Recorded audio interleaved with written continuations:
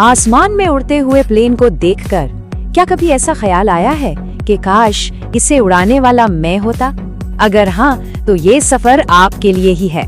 आज हम इसी सपने को हकीकत में बदलने का पूरा रास्ता समझने वाले हैं। ये सवाल तो बहुतों के दिल में आता है ना? कॉकपिट में बैठना वो बस एक जॉब नहीं है, वो तो एक जुनून है। एक ऐसा जुनून जिसके लिए सालों की मेहनत और पक्की लगन चाहिए होती है। तो चलिए अपनी सीट बेल्ट बांध लीजिए, क्योंकि अब हम इस रोमांचक सफर पर निकलने वाले हैं। एक एक करके जानेंगे कि भारत में एक कमर्शियल पायलट बनने के लिए क्या क्या करना पड़ता है। देखिए, कोई भी उड़ान भरने से पहले पायलट अपनी एक चेकलिस्ट पूरी करता है ना? ठीक उसी तरह पायलट बनने के सफर को शुरू करने से पहले भी कुछ जरूरी शर्तें हैं जिन्हें पूरा करना होता है। तो चलिए देखते हैं क्या है इस प्री फ्लाइट चेकलिस्ट में। ये समझिए कि ये सपनों की उड़ान की नींव है। सबसे पहली बात, एक भारतीय नागरिक होना जरूरी है। उम्र कम से कम 16 साल और हाइट कम से कम 5 फीट होनी चाहिए। आंखों की रोशनी वो तो एकदम परफेक्ट चाहिए। और हाँ, 12वीं क्लास फिजिक्स, केमिस्ट्री और मैथ्स के साथ पास की हो, जिसमें कम से कम 50% मार्क्स तो होने ही चाहिए। और एक और जरूरी बात, इंग्लिश पर अच्छी पकड़। क्यों?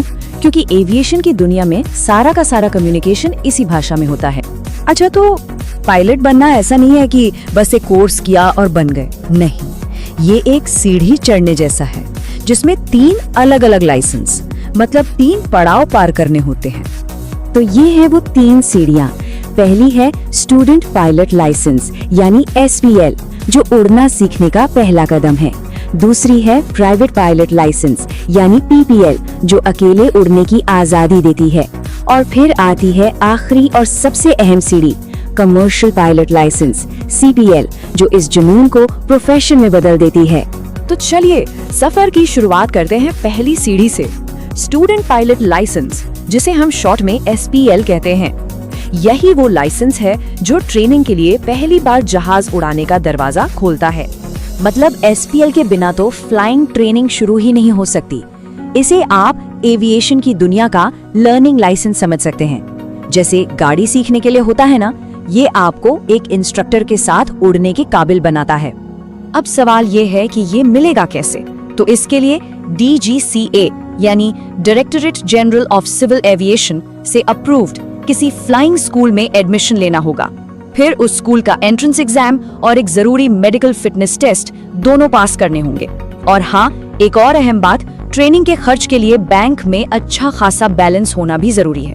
तो SPL मिल गया, अब क्या? अब बारी आती है दूसरे और बहुत ही अहम पड़ाव की, प्राइवेट पायलट लाइसेंस की। देखिए, PPL मिलने का मतलब है कि अब आप अकेले या दोस्तों और परिवार के साथ प्राइवेट प्लेन उड़ा सकते हैं। लेकिन एक शर्त है, आप इस उड़ान के लिए किसी से पैसे नहीं ले सकते। ये शौक के लिए है, कमाई के लिए नहीं। ये आपकी आजादी का अगला लेवल है। जाहिर है ये SPL से एक कदम आगे है। PPL सर्टिफिकेट हासिल करने के लिए आपको और भी एग्जाम्स और फ्लाइंग टेस्ट पास करने पड़ते हैं। ये बिल्कुल वैसा ही है जैसे SPL की नींव पर एक मजबूत इमारत खड़ी करना। और अब हम पहुंचते हैं उस आखिरी और सबसे बड़ी मंजिल पर, वो मंजिल जो इस जुनून को एक प्रोफेशन में बदल देती है, CPL यानी कमर्शियल पायलट लाइसेंस। यही वो सर्टिफिकेट है जो एक प्रोफेशनल पायलट बनाता है।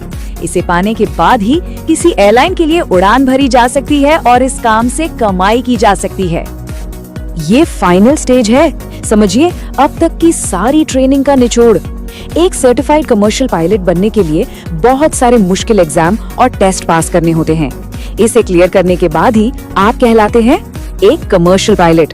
चलिए, अभी तक हमने सफर की बात तो कर ली, लेकिन इस सफर की एक बहुत बड़ी हकीकत है और वो है पैसा। अब बात करते हैं लागत की। तो फिर वो बड़ा सवाल, इस सपने की कीमत क्या है? चलिए जानते हैं कि इस सपने को पूरा करने में जेब पर कितना बोझ पड़ता है। तो देखिए, भारत में एक कमर्शियल पायलट बनने की ट्रेनिंग का पूरा खर्चा लगभग 20 से 25 लाख रुपए तक आ सकता है। जी हाँ, ये एक बहुत बड़ा इन्वेस्टमेंट है। पर सवाल ये है कि ये इतना महंगा क्यों है? देखिए, इसका सबसे बड़ा हिस्सा जाता है फ्लाइंग ट्रेनिंग में। आपको हर घंटे के उड़ान के हिसाब से पैसे देने होते हैं। इसके अलावा ग्राउंड स्कूल की फीस, एग्जाम फीस, लाइसेंसिंग के खर्चे, ये सब मिलकर ये रकम इतनी बड़ी हो जाती है। तो एक बात तो साफ है, पायलट बनने का ये सफर मेहनत और खर्च दोनों ही मामलों में काफी मुश्किल है। ये कोई बच्चों का खेल नहीं है।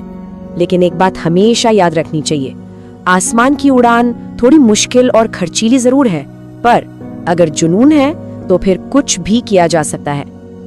तो अब आखिरी सवाल बस एक ही है, क्या वो जुनून इतना मजबूत है कि इस उड़ान को पंख दे सके? इसका जवाब और कहीं नहीं, सिर्फ और सिर्फ आपके अंदर है।